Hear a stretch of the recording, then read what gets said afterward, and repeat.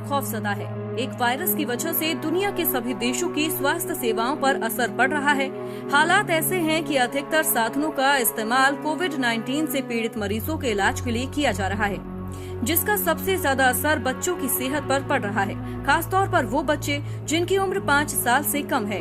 United Nation Children's Emergency Fund यानी UNICEF की एक रिपोर्ट की माने तो भारत में अगले 6 महीनों में 5 साल से कम उम्र के 3 लाख बच्चों की मौत हो सकती है, और ये मौतें उन मौतों से अलग होंगी जो कोविड-19 के कारण हो रही हैं।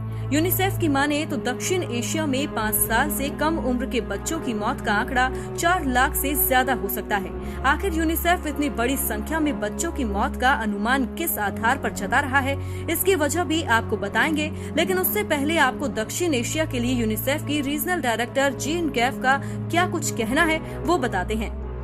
उन्होंने कहा कि हमें डर है कि दशकों में पहली बार उन बच्चों की संख्या बढ़ने वाली है जिनकी 5 साल से कम उम्र में मृत्यु हो जाती है। हमें किसी भी कीमत पर दक्षिण एशिया में माँ, गर्भवती महिलाओं और बच्चों को बचाने की जरूरत है।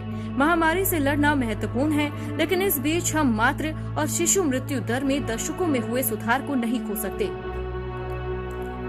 यूनिसेफ की माने तो भारत के अलावा पाकिस्तान में 95,000, बांग्लादेश में 28,000, अफगानिस्तान में 13,000 और नेपाल में 4,000 बच्चों की मौत हो सकती है।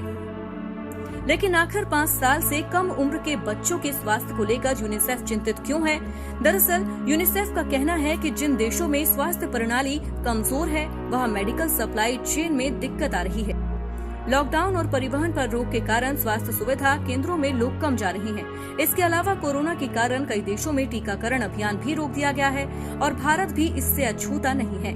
भारत में स्वास्थ्य सेवाओं पर बढ़ा बोझ बच्चों के इलाज में चुनौती पैदा कर रहा है। दरअसल अगर बच्चों में टीकाकरण समय पर नहीं हो पाता है तो इससे कई गंभीर बीमारियां जन्म लेंगी। जन्म के पहले साल में लगने वाले टीके तो बहुत महत्वपूर्ण होते हैं, जिनमें कुछ समय तक तो देरी ठीक है, लेकिन उसके बाद टीका लगाना बेहद जरूरी है। यूनिसेफ ने बच्चों की मौत का जो अनुमान लगाया है वो Johns Hopkins Bloomberg School of Public Health के शोधकर्ताओं के एक विश्लेषण पर आधारित है।